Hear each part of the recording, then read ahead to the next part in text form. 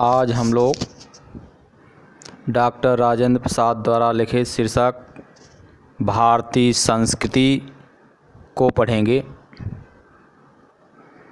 भारतीय संस्कृति पाठ एक भाषण का अंश है। इसमें बताया गया है कि भारत जैसे विशाल देश में व्याप्त जीवन व रहन सहन की विविधता में भी एकता के दर्शन होते हैं। विभिन्न भाषा, जाति व धर्म की मड़ियों को एक सूत्र में पिरोकर रखने वाली हमारी भारतीय संस्कृति विशिष्ट है। आगे हम लोग डॉक्टर राजेंद्र प्रसाद द्वारा लिखित शीर्षक भारतीय संस्कृति को देखेंगे।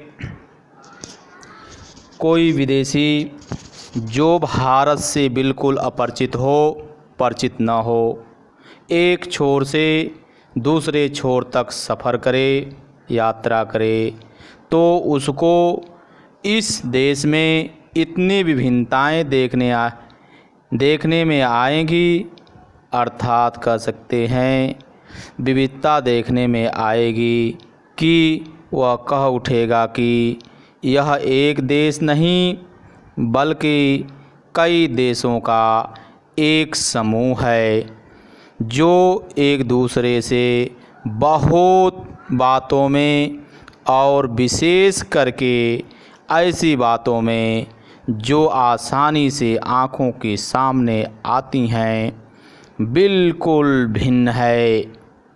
प्राकृतिक विभिन्नताएं भी इतनी और इतने प्रकार की और इतनी गहरी नज़र आएंगी, जो किसी भी एक महाद्वीप के अंदर ही नज़र आ सकती हैं। महाद्वीप का अर्थ है एक बड़ा भूभाग जो समुद्र से घिरा होता है और जिस पर कई देश स्थित होते हैं। हिमालय की बर्फ़ से ढकी हुई पहाड़ियाँ एक छोर पर मिलेगी और जैसे जैसे वह दक्षिण की ओर बढ़ेगा, गंगा, यमुना, ब्रह्मपुत्र से प्लावित समतलों को छोड़कर फिर विंध्य, अरावली, सतपुड़ा, सह्याद्री, नीलगिरी की श्रेणियों के बीच समतल हिस्से रंग बिरंगे देखने में आएंगे। पश्चिम से पूर्व तक जाने में भी उसे इसकी विभिन्नताएं देखने को मिलेगी।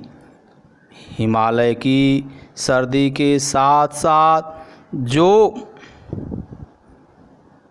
साल में कभी भी मनुष्य को गर्म कपड़ों से और आग से छुटकारा नहीं देती, समतल प्रांतों की जलती हुई लू और कन्याकुमारी का वह सुखद मौसम जिसमें न कभी सर्दी होती है और न गर्मी देखने को मिलेगी। अगर असम की पहाड़ियों में वर्ष में 300 इंच वर्षा मिलेगी, तो जैसलमेर की तप्त भूमि भी मिलेगी, अर्थात कह सकते हैं जलती हुई भूमि भी मिलेगी, जहाँ साल भर में अर्थात साल में 2-4 इंच भी वर्षा नहीं होती। कोई ऐसा अन्न नहीं जो यहाँ उत्पन्न न किया जाता हो, कोई ऐसा फल नहीं जो यहाँ पैदा नहीं किया जा सके, कोई ऐसा खनिज पदार्थ नहीं जो यहाँ के भूगर्भ में न पाया जाता हो।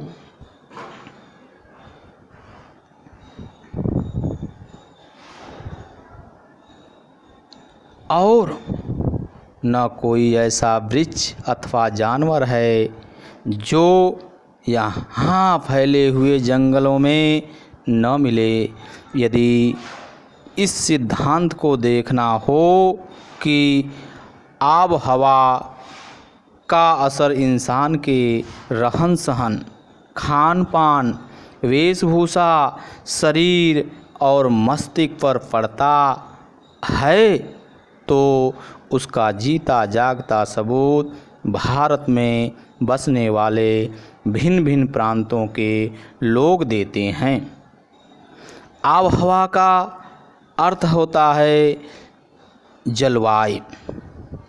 तो हम कह सकते हैं कि यदि इस सिद्धांत को देखना हो कि जलवायु का असर इंसान के रहन सहन, खान पान, वेशभूषा अर्थात पहनावा, शरीर और मस्तिष्क पर पड़ता है, तो उसका जीता जागता सबूत भारत में निवास करने वाले भिन्न भिन्न प्रांतों के लोग निवासी दे सकते हैं। इसी तरह मुख्य भाषाएं भी कई प्रचलित हैं और बोलियों की तो कोई गिनती ही नहीं, क्योंकि यहाँ एक कहावत मशहूर है, कोस कोस पर बदले पानी, चार कोस पर बानी। यह सत्य भी है। कोस कोस पर पानी में बदलाव मिलता है। अगर 4 कोस की दूरी बढ़ जाती है तो बोली में बदलाव मिलता है। इन बातों को ध्यान में रखकर अगर देखा जाए तो हमारी भारतीय संस्कृति में इसी तरह की विभिन्नताएं हैं, विविधता देखने को मिलेगी।